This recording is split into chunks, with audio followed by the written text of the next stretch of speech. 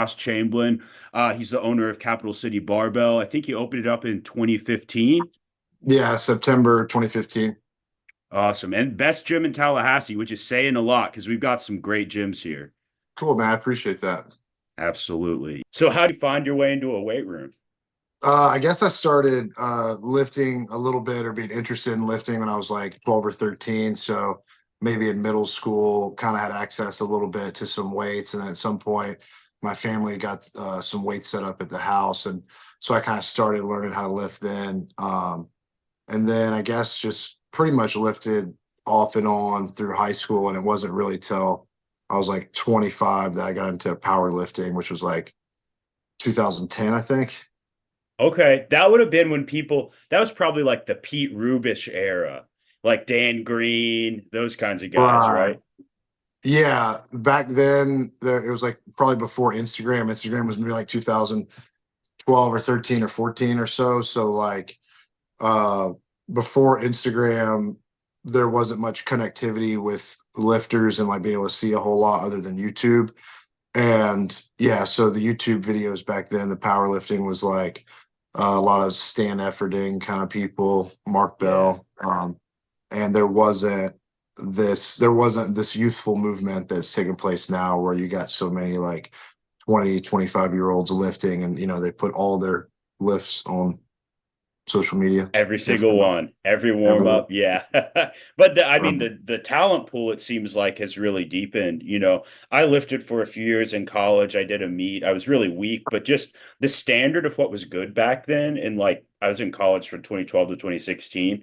It was like a 1,500 pound total was like nationally competitive, pretty much, unless you're yeah, maybe like a 242 or a super. But now it's like, I mean, Austin Perkins is putting up like an 1,800 total at the 74 kgs. So it's just changed.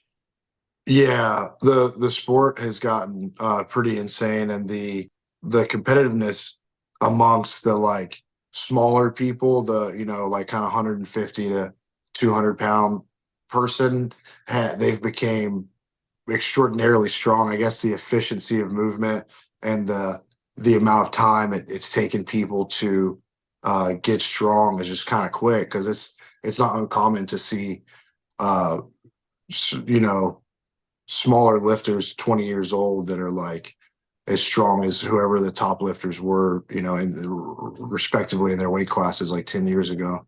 So it's a lot different. It seems like that it sort of shows that for some people strength just comes naturally. But for other people, having a good game plan definitely expedites the process. So I think it's a lot easier to find a good game plan now than it used to be.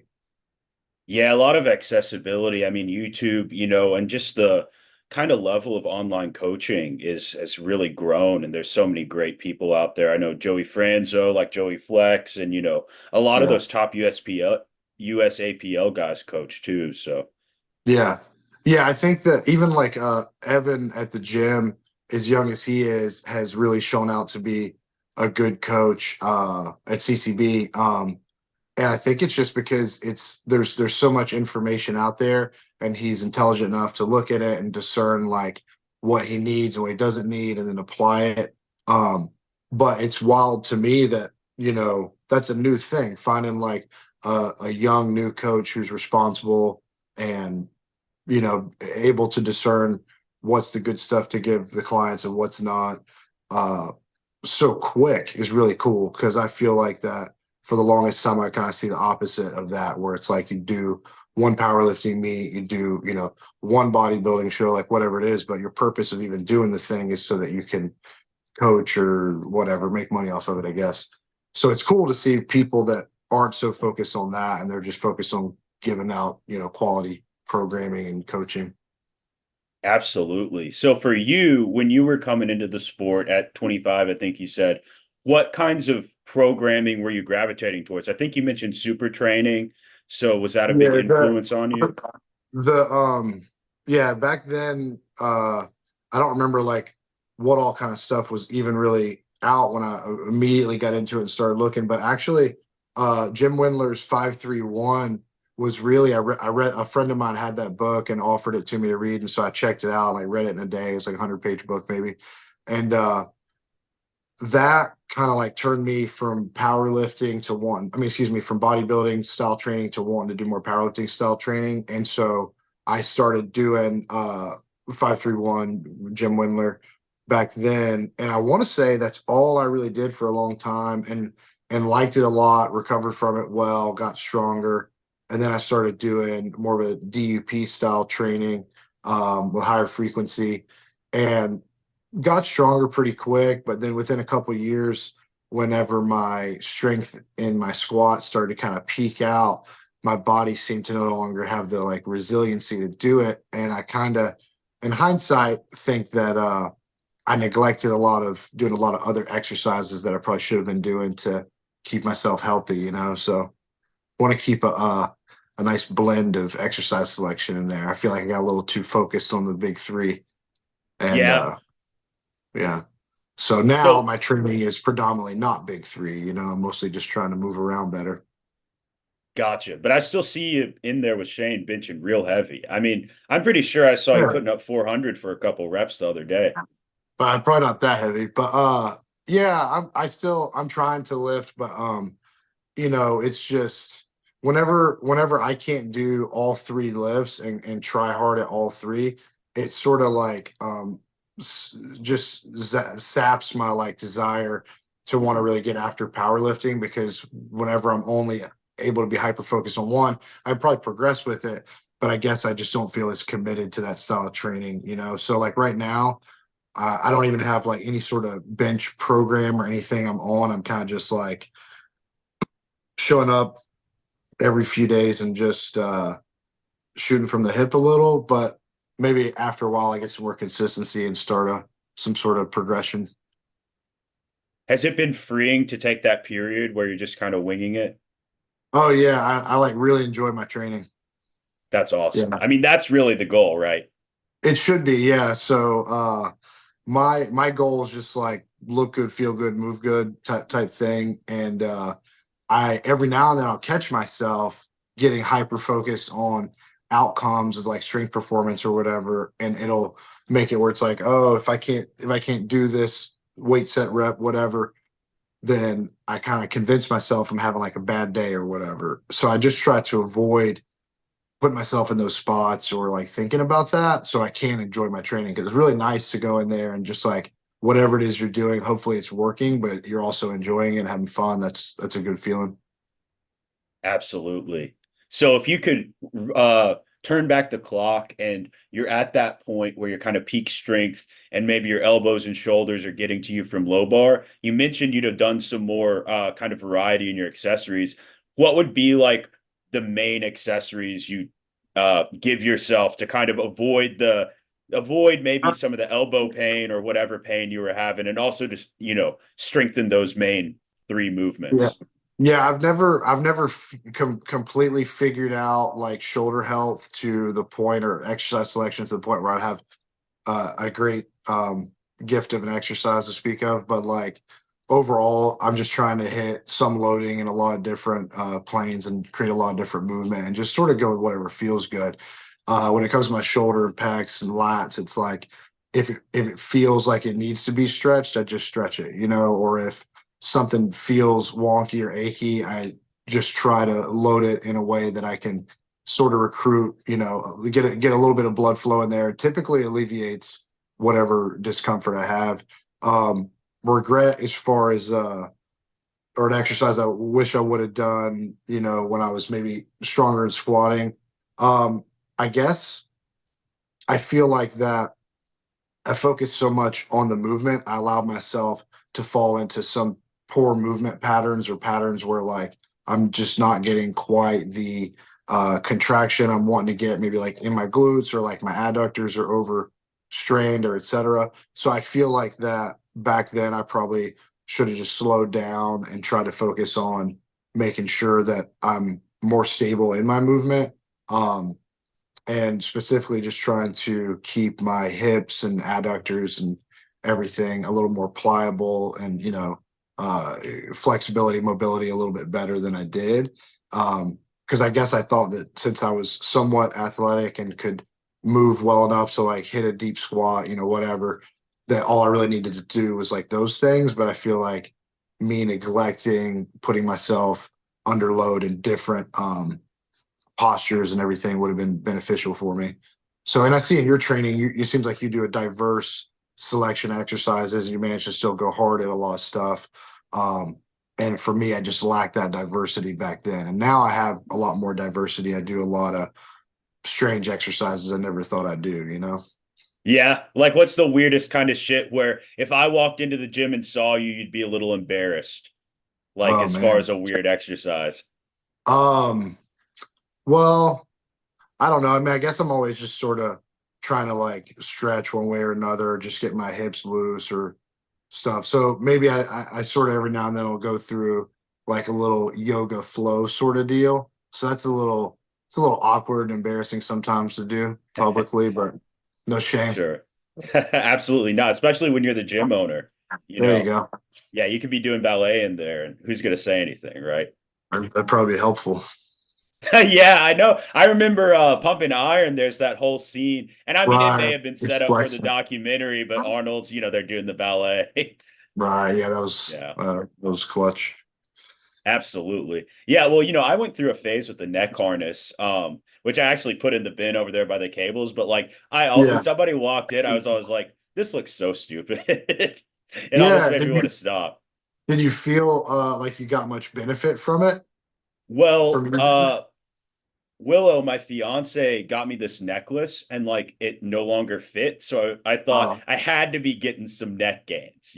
That's cool, But it man. just yeah, but it was just boring, honestly. I'd rather do like Yeah. power shrugs and trap work. It's more fun. Right. So yeah, I'm taking a break from that. But I still do the wrist curls. That's the other dumb thing I do. Oh, okay. You had mentioned you felt like you're athletic enough to kind of get into those positions really comfortably. What is your sports background? Were you playing football in high school or?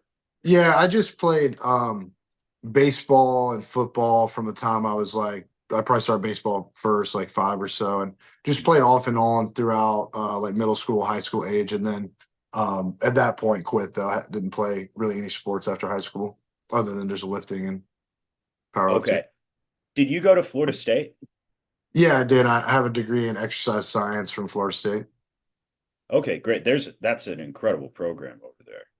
Yeah, yeah, a lot of good professors. So were you lifting at the what is it, the Leech? Was that the gym? Back then, the let's see. Um, so one of the PhD candidates, Dr. Zourdos, Oh, got wow. you know Dr. Zourdos? Absolutely. Yeah. Yeah.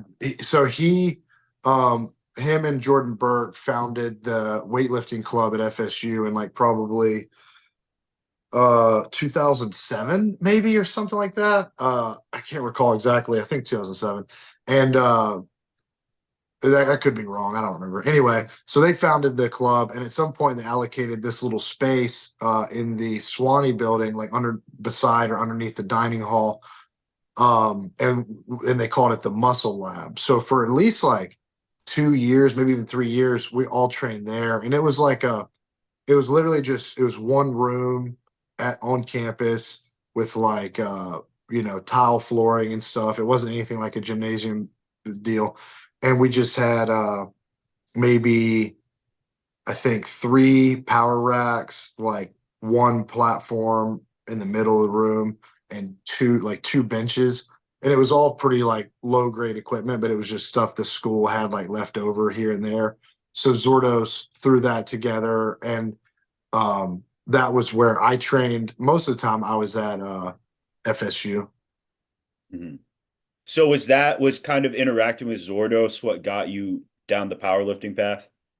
Uh, no, so I like discovered and competed in powerlifting before I knew Zourdos, but let's see. And this was back during like the YouTube thing. So it's kind of funny that I learned about the weightlifting club and Dr. Zourdos through YouTube and just seeing like their account online from the FSU. It was probably called FSU Muscle Lab or something. And learned about them through there, and seeing them lift though back then whenever I was like deciding where I was going to go to school, really did influence me to want to come to FSU. Um, and so, yeah, I was influenced by that. By the time I got to FSU, though, Zourdos was gone. Um, and yeah, so I know Dr. Zourdos, but not super well. But he definitely left an impression on all his peers there that I lifted with. Yeah. He's the I think he's kind of responsible for popularizing DUP. Is that Oh, for true? sure. Yeah. Yeah, I would say so. Or at least he played a role in it for sure. He had all the FSU people doing that for a long time, and I would say that most powerlifters now, I think, are probably following some sort of DUP model. Um, and it wasn't like that, in 2010. It was probably a lot less people trained that way. I think it's interesting that there's these like camps of sort of training philosophy or periodization, but all of them kind of have elements of each other. Like even if you're Yeah, doing like a linear block, like you probably have a heavier day and a light day, right? Or like a heavier yeah, day and then like a lighter day with a variation, right? So you're doing like right, eights and 10, 12s, and then you work down, like strength and it's like fours and sixes or something. But that's still right. DUP, even if you're calling it linear. Yeah, yeah, for sure. Um, yeah, I've enjoyed uh, training different loads, different rep ranges simultaneously. I feel like it gives you a little bit of a break, and if you feel like you're banging your head against the wall in one sort of rep range or load, not so much in the other, at least you like get that feeling of accomplishment somewhere in your training. Because if you're never getting that feeling of accomplishment, it kind of Yeah. sucks, right? And if you're winning at both of them, you're just winning, so there's no complaints there either. But a little bit of diversity, I feel like, is pretty good. Yeah, and it's interesting that different people get that diversity in different ways. Like, I mean, the conjugate guys, they find a way to PR every day because they switch exercise, they rotate Right. exercises, right? Whereas, like, there's another way where, like you're saying, with DUP, you're rotating rep ranges. And so you Right. can even, yeah, even like, I mean, there's like light conjugate where you do like a feet up bench, right, within a week, and it's not really, I guess Right. it's not really conjugate, but same principle, right? Yeah, I'm not super familiar with like how they do things. I know when I first started figuring out like what was powerlifting and how I wanted to go about training, there was very little, even to not I mean you could watch videos, but there wasn't a lot of literature or articles back then to learn. And so Elite FTS had some stuff available, but it was more like kind of West Side oriented and gear equipped lifting. As well. So it was hard to, as someone who's wanting to raw power lift, it was hard to figure out what exactly it was you're supposed to do to get stronger. Absolutely. Yeah, so much of that like uh yeah, I remember the Elite FT reading the Elite FTS stuff and maybe not understanding at the time that like this is applicable to guys who are in Right. multiply, right? And like it takes an hour just to get into the briefs or whatever. So that's factored into the workout structure, but yeah. Yeah. Yeah. So the application, and here you go. Here's something interesting was back then, it was hard to figure out, what was what to discern between what type of training is going to benefit you raw and then what type of training is going to benefit you equipped or whatever. And so I do remember at the FTS one time there was an article that came out and it was by Chad Wesley Smith, and the article that was posted on Elite FTS was basically saying, hey, there's a difference here between these two. And you can't just like lump everything into this one and then think the outcome's going to be, it's just not made like that. And so the article was pretty informative. And it was the first time I had ever seen anyone sort of like stand up to the idea of like, there's only this one model of training, Mhm. publicly. And that article was not on there very long. Uh, Oh, because wow. because it goes against the business model they were selling at the time, which was buy our shit because you got to have every band and chain to get strong. Of course. So Yeah. so it didn't last, which I thought was really funny. And I actually responded and like emailed them or something, and I was like, "Hey, Chad Wesley Smith had a really good article up, but I noticed that you deleted it. Like, what happened?" And I don't remember what they said, but they did tell me if I want to read it, I can go to his website. And I said, okay, thanks. Okay. Yeah. And then so, Yeah. and Chad Smith ended up creating Juggernaut training system, I think it's called, or whatever, Juggernaut, but that's been like a highly successful coaching app and company, I think, in the last several years. So he would also be somebody that probably had a lot to do with changes culturally and like how people are training. Mhm. Yeah, and I mean, I think they kind of broke ground on the AI app, right? And I mean, there have been a Yeah, million that have come about afterwards, but as right. far as I know, Juggernaut AI was kind of the original version of that. Yeah, probably so. I never had it or used it, but I'm like a little bit familiar with it, and it definitely does seem like it was sort of the first one among probably an endless supply of new ones. Yeah, You it was know, amazing how quick the turnaround was after that came out. I right. mean, just not millions, but dozens, Yeah, proliferating. Yeah. for sure. John Hack has one like with his company, and then Evolve AI is like basically exactly the same as Juggernaut. Right, I think Garrett Blevins did the programming for the Juggernaut AI, and then he went over and like made his own version for Evolve. So right. yeah, kind of Yeah, interesting. and everybody wants their programming and their coaching and training to be like this super proprietary thing, but like I mean, it's tough, whenever all you're doing is just exercising, lifting weights. You Yeah. can't really. I mean, I don't know. I guess you can copyright it a little bit, but at the end of the day, everybody's doing the same thing, just moving. Yeah, absolutely. Yeah, I have to say, I think I know that I would improve more quickly with a coach, but I love figuring it out for myself. I really like writing like the spreadsheet and altering my Yeah. program as I go. It's just fun. Well, the question is if you can learn from it. So Yeah. if you do something dumb and then you just repeat it indefinitely, like you're not learning from it. But if you can do something dumb and take something away from a positive, that's like that's cool, it's worth it. So I'm sure you experience if you do something that's maybe not the best decision, it's like you learn for next time, or if you I don't know. I mean, I've trained like that a lot, where you make mistakes or learn the hard way, or whatever. But problem solving is a fun part of self coaching for sure. I was like an endurance athlete and in high school, and then I came back in my 20s, and I was never coachable. I was like, and that was just because I was really stubborn, and I That's cool. wanted to do things my So that's cool though that you weren't coachable, because most people would say, "Well, I tried to play all these sports, but all the Oh. coaches were assholes." It's like, oh, dude, you didn't listen to nobody. Yeah. Well, that's how I felt when I was 15, but maybe in through my 20s I learned no, I'm the problem. That's I'm like right. the constant in this equation. Yeah. So, yeah. Yeah. I remember going through at times when I was probably kind of coachable, at times definitely not.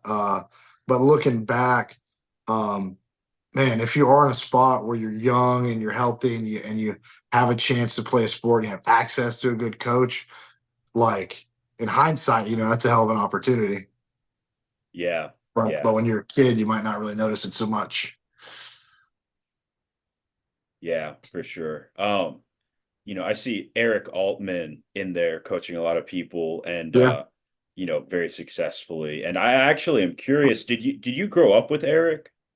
No, Eric and me used to work together at a commercial gym in town whenever I opened Okay. CCB. Yeah, and he stayed working there for a while, then and worked at another one, and then eventually, I guess maybe I don't know what year it was. Maybe oh, it was probably after COVID. It's probably like 2021. He came over and started training his clients at CCB.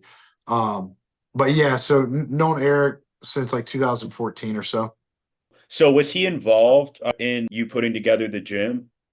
He was like hung out with us and came to gym and stuff. But we had like a small group of people that were all training together um, at so let me backtrack.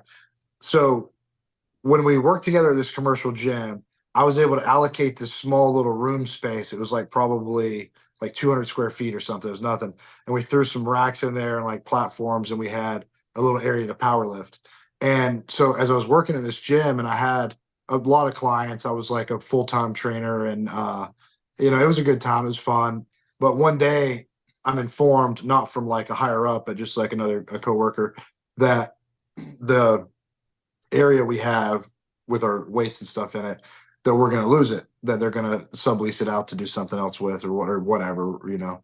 And so that day I said, well, fuck this. I'm just going to open a gym. And so I went home, I thought up the name, I drew the picture, and then probably within a week I leased the space we're in right now.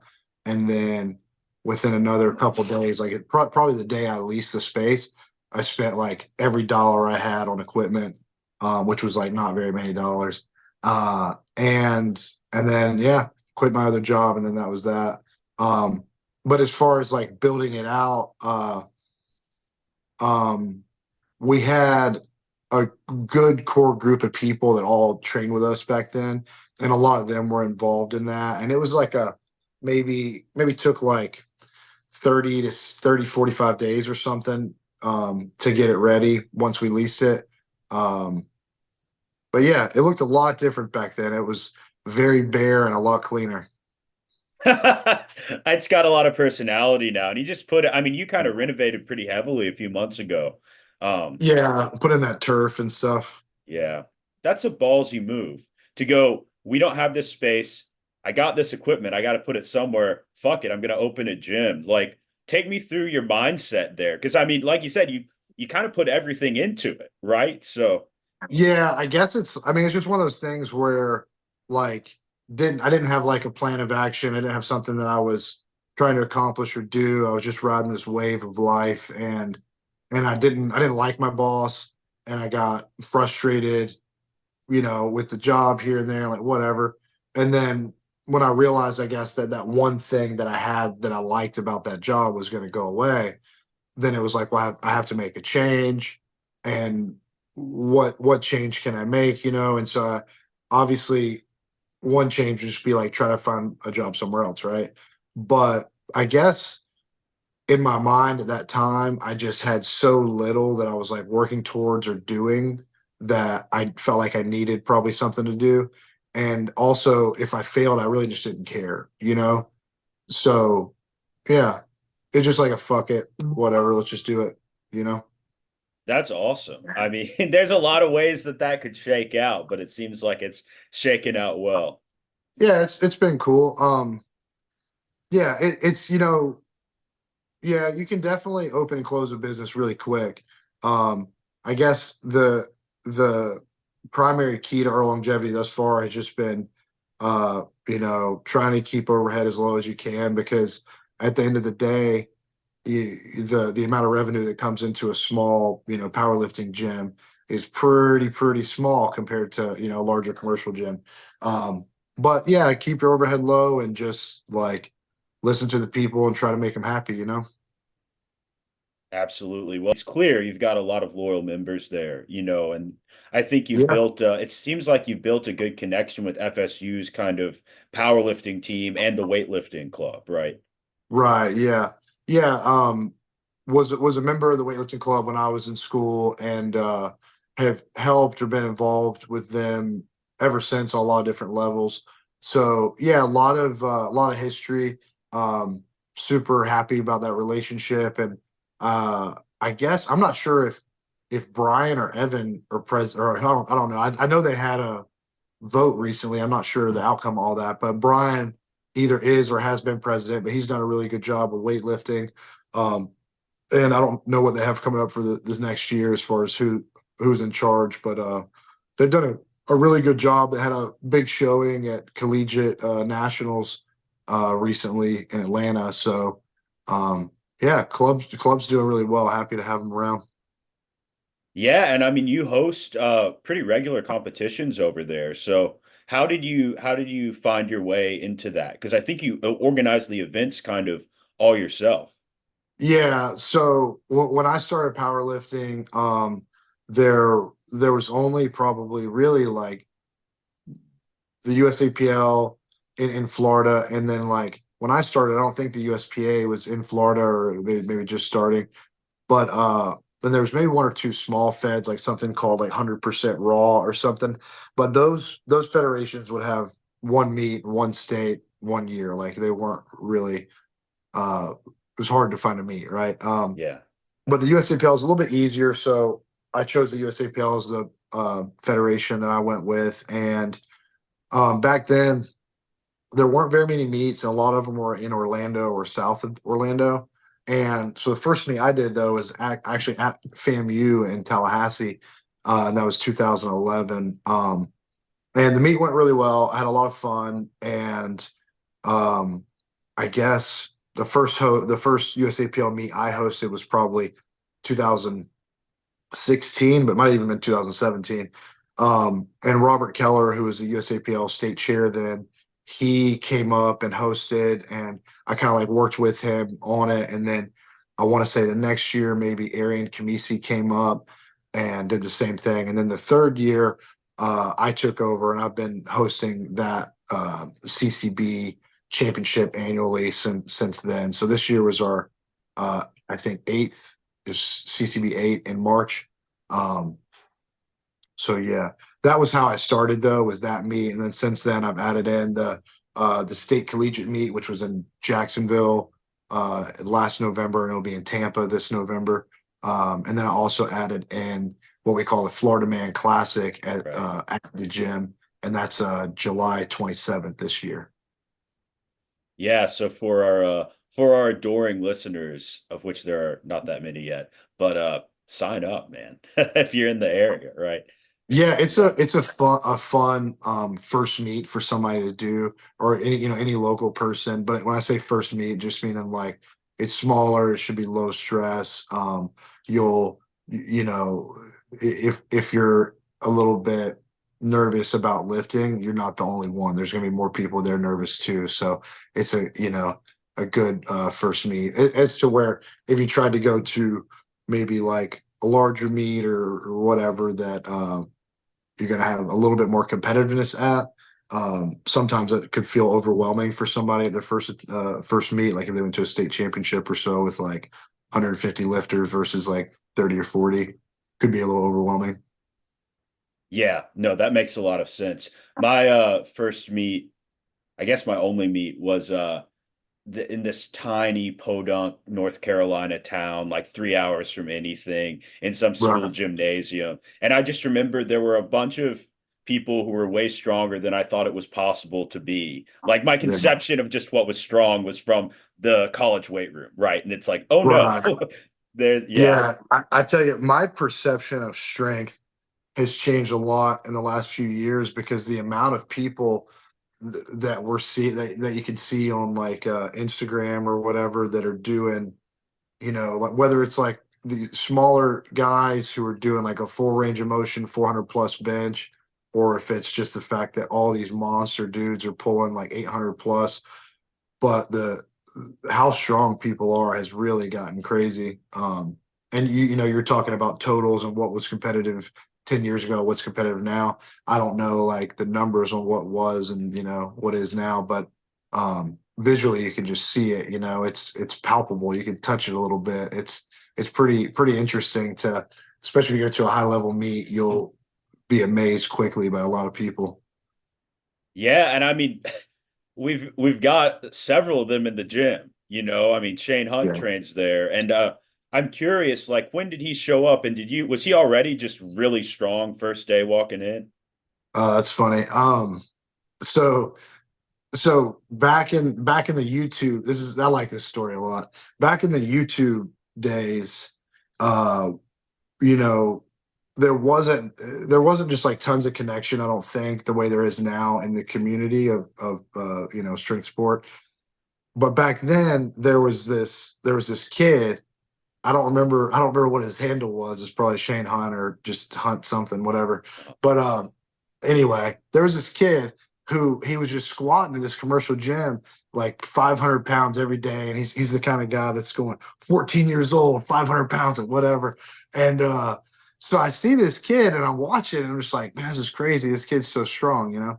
So my buddy Chris Myers, who I went to FSU with, went to go do a powerlifting meet in Defuniak Springs, and he asked me to go with him and help him handle him, whatever, because he's doing a like knee wraps meet. And so I said, all right, I'll go, and so while we're there, I meet this kid who turns out to be Shane Hunt. But it's the kid I've been seeing on YouTube for the last year. And I didn't realize when I meet Shane at this meet that he in fact also lives in Tallahassee. So I've been like watching YouTube and seeing Shane on there for probably like a year.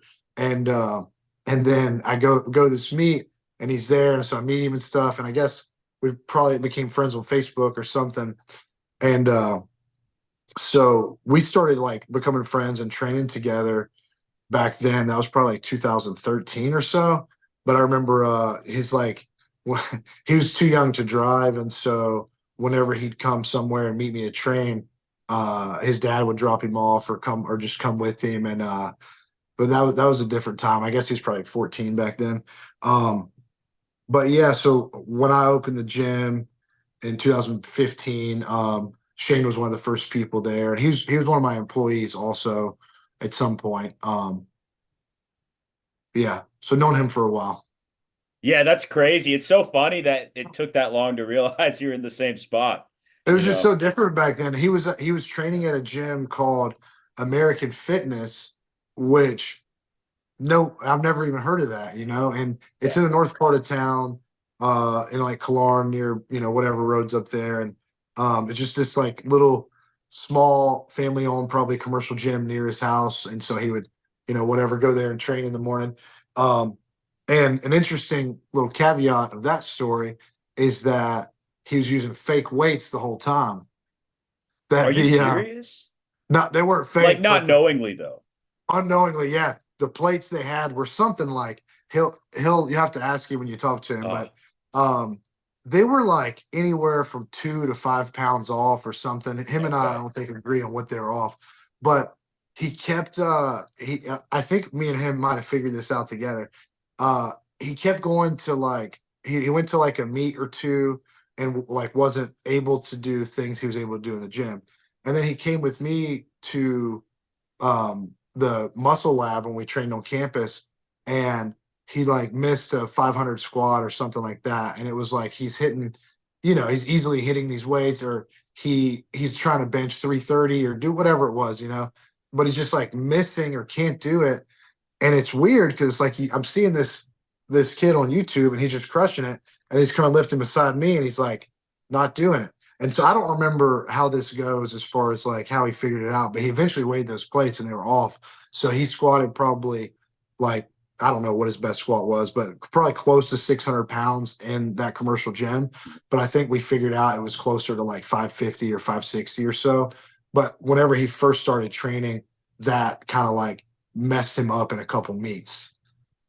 Yeah, I'm sure. I mean, good on you for solving the mystery though, right? And because I mean, Yeah, there's another version of that where you don't figure it out and he just right. gets it in his head that he doesn't show up on meet day, right? He So just quits lifting eventually. He says, "Fucking, that would be a I'm so bad at tragedy. meets, I quit." Yeah, Yeah. Well, I had a similar experience over at the Anytime Fitness. I spent a couple months lifting over there before I came yeah, back. And yeah, it the absolutely those weights are lighter than they say they are. I mean, like, yeah. yeah, I would well, especially I noticed a difference in bench whenever I got back over there. It's like, yeah, those rubber plates, you can't trust them. Yeah, and you got to think like 5 pounds goes a long way. I mean, if you're able to, if you have a plate that's off five, like that's super helpful. And if you got 10 of them or, eight of them, whatever, that are all Yeah, five, it's like, thanks for your help, man. I appreciate that. Uh, totally. The calibrated plates just are humbling. They keep you honest. yeah, they're consistent, right?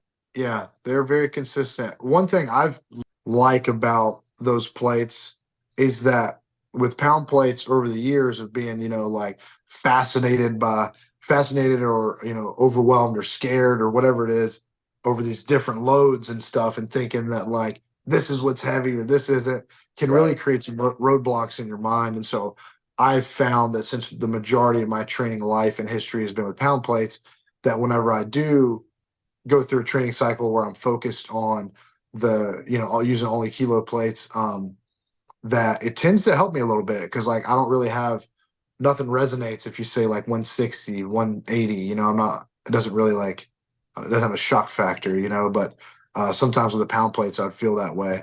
So I've liked that about them. Yeah, when I first switched over to them, I was using the blues just because the math was easier in my head to Yeah, do like it's a 45. Okay, it's 44 pounds because it's 20 kilos, right? So that's close to right. putting on a 45. I can warm up the same way I would with pound plates. But then I was like, you got those charts on the wall. I just got to do the Yeah, reds and let that. And I think there is something freeing about that where the reds, I still don't associate, okay, four reds, it's like 484 or whatever. right. Yeah. Yeah, the more red you get on there, the heavier it gets, that's for sure. But yeah. So what were your best numbers in competition? In competition, my best was like 518, 402, and 606. And that was like different meets and stuff. When I got to my strongest at like squatting and deadlifting, I wasn't really competing. I was just sort of training and having fun. And my attitude was like never really maxing out because I was just wanting to get as strong as I could. So I felt like I kept getting like stronger and stronger. Like we didn't compete for a little bit. And then I guess it was 2000, it was either the end of 2014 or the beginning of 2015, probably more like the end of 2014. I like had a adductor tear, and so I was kind of like peak strength at that point. And in training one day, I had like 480 on my back, and I was still warming up, and it was probably like last month maybe, and I like did a rep, and like my adductor tears, and I kind of just leaned to my other side and stand up and rack it, and it's like not too big of a deal, and I kind of rest for like a week or two, and then I tear my other adductor like the week later, and then at some other point I like hurt my lower back squatting, and then I like tore my adductor again, and at that point I didn't really ever just like stop and assess and try to figure out exactly what it is that I'm not doing right that I could do better and whatever. It was more like I was just so targeted on going forward that all I focused on was like recover enough till you can go forward more. And Right. in hindsight, that was probably a mistake because I feel like the amount of just like scar tissue that my adductors probably are is ridiculous. And I even have recently got back to where I was doing like just 3 or 3.5 plate squats for just singles, just to kind of feel good, move my knees. And um, even at a pretty like reasonable or low RPE, like a RPE 7 kind of load, managed to still like tear my adductor pretty good 2 weeks in a row. Um, so yeah, that's been a big problem I've had with my strength training for years now is just those soft tissue injuries. And like right now, I'm really focused on trying to move better and get out of so much dysfunction like that. But I kind of think maybe I've taken it too far to really ever get to a point where I can train squats like with any sort of reasonable heaviness again, you know? Yeah. So where do you see your lifting going? Are you just going to chase? Because you can still bench and deadlift, okay, right? Yeah, I can mention deadlift. I guess like first and foremost, I don't really my training and like strength are not synonymous for me. So like my training is movement and strength to me is more like it's my pursuit of it's kind of one rep max strength, you know? Hmm. So my current training has very little to do with like um trying to be strong right now and more just be able to move better right now. So I spent a lot of time doing like shoulder rehabilitative work and try to really work on my hips and increase ROM for my knees and stuff. I got like real bad flexion in my right knee from trauma from some injury or whatever. So really like my focus is just try to get myself, stretch my muscles, underload, stand back up, whatever, and just repeat until I move better. And there's a lot of times when I've been able to tell in day to day life or whatever it is that I do move better, and I am like more capable, more physical, more athletic from all that. But that's like where I'm at right now. So as far as like chasing numbers and stuff, the only thing I have on the drawing board is I want to deadlift at our 10th annual Strongly Nicole, which will be in September. I think September 28th. So I want to compete in that meet. And my goal there would be to pull 600, which I haven't done in probably probably since like 2017 or 18 or something. So excited to do that. I've pulled around 550, 545 a couple times recently, and feel like that if I'm able to get some good training in, I could probably add 50 pounds to it. That's great. And I mean, the movement work you're doing now, I'm sure is setting you up to be able to put in a block of training to get you there before Yeah, September. I sure hope so. And I need to reestablish my pursuit of doing a little squatting deadlifting too, because it's been ever since I had those little tears the last maybe 3 or 4 weeks or so. I kind of have been averse to putting any bars on my back. I think I did a set of 10 the other day with like 235, and that's the first set I've done, I believe, since the second time I tore my adductor. It's smart to be hesitant, right? Like Yeah. in that situation. And you're talking about focusing on movement right now, but we can't not point out that you're freaking jacked. You're looking pretty jacked lately. I feel like every time I Thanks. see you, you're a little leaner and bigger. So, Thanks, man. I started dieting in I guess like probably right after Christmas, like January 1st or maybe right before then.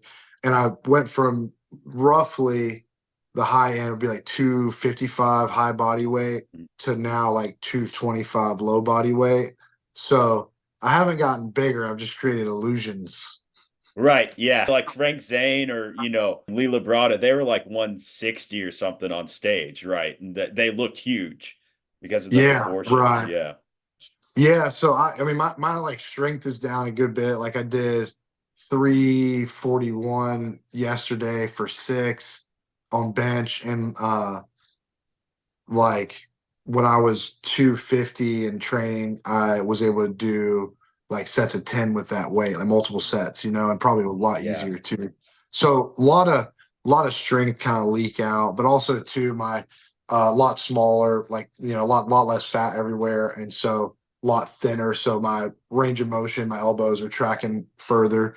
Um, so the whole movement is just a little bit different. And I think I hurt my shoulder in maybe like August of last year. So I've kind of slowed down from benching from that also. Was that in the gym or was that because I know Yeah. you do a lot of carpentry work too. Yeah. No, I was in the gym. I was trying to do like a daily or I don't know, twice a week, like 4 plate bench. And so I just kind of work up to a top single of around 405, and then do working sets after, and I'll do that like a couple times a week. I got to where I can do it pretty easily, and then there was just a day I came in, and I guess like maybe don't know what I did, but man, my left shoulder might have elevated some or something when I was pressing, and just felt pain in the back of the shoulder, and haven't had like tons of stability there since. But I think that the more I work on it, the more it seems to kind of get better. So even like just recently, I'm just doing like the 100. I did 155 kilos for 6, and before that I did like 125, 145 for a couple sets of 5. But as I'm doing those warm-up sets, I'm just really focused on how my shoulders moving and that it's feeling stable, and that like my elbow position's high enough, my pecs getting involved, it's not just all triceps.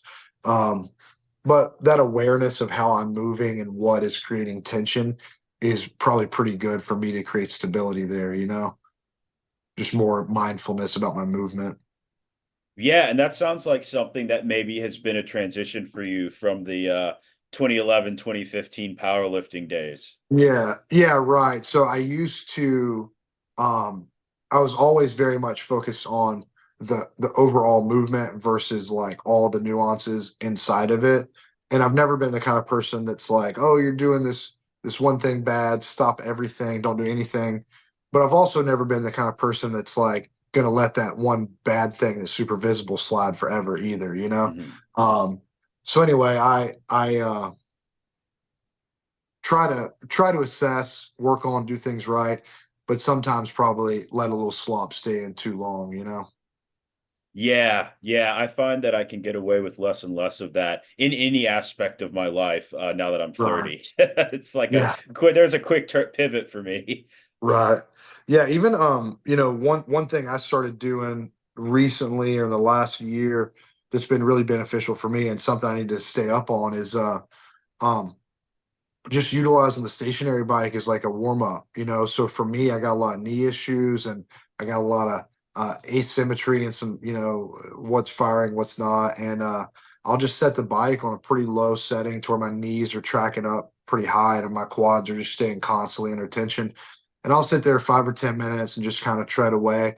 And by the time I'm up, my knee health feels so much better. They feel, you know, just like uh, the muscle around them is so awake. Everything feels really good. There's no real just like uh, pain from stepping or walking, you know. So little things like that go a long way for me. And I'm 39, so I've realized in the last 5 years that I'm getting old. That's when it hits you. Yeah, it's definitely hit me. Well, it's crazy about how kind of quickly we can change pain. You know, you're talking about 5, 10 minutes on the bike, kind of Right. solves a lot of your knee. And I find that my big issue is my elbows. And so just doing a starting with curls before I bench any kind of Right. curl, it almost, I mean, there's days where it's gone just from getting some blood flow in there, you That's know. cool. Yeah. Yeah. I do a little sequence of exercises with a dumbbell before I do like before I do any upper body training, whether it's Mhm. like a push or pull. Um, and not much to it, but just moving makes me feel a lot better. Um, and yeah, I couldn't even imagine if I was still able to like train or do hardly anything I do if I didn't spend a little bit of extra time working on that, you know, because they get tight, man. Your muscles Yeah. get tight. Yeah, yeah. Yeah, that 10 minutes at the beginning of your sessions, that's going to buy you so much more longevity, probably, Yeah, and I want to say honestly. that day that I tore my adductor, I want to say that was a jump in it day for me where I really didn't spend the time doing the things I needed to do. And as I was warming up, I identified I was like, this adductor's pretty tight, and I kind of did like a little Cossack squat thing, and then um, was like, oh well, but when I squat, it feels good. Like my quads are firing good, my hips are firing good. I feel strong, so I just continue and then that's the result. But yeah, if you got to listen to your body, I guess, right? So if or and listen to your body, but listen to your own advice too. If you say to yourself 10 minutes on the bike, then we're gonna do this, and you get there and then you negotiate with yourself, like you're not listening to the boss right then, so you gotta follow through with what you plan you're gonna do. That's something I struggle with is to since I've never had a coach at any sort of lifting, so I've always just sort of either talk to my peers to figure out what it is I want to do, or I just come up with a plan. But if I come up with a plan and then I don't do it because I'm essentially just like not willing to listen to myself, that's not a good sign, I don't think, of things to Yeah, come. Yeah. yeah. I mean, whenever you're ignoring the signals from the body, that's definitely a road to disaster. Yeah. So I've done that a good bit, done a good bit of not listening, but try to get better at it. Take home message. Go ahead and listen to yourself.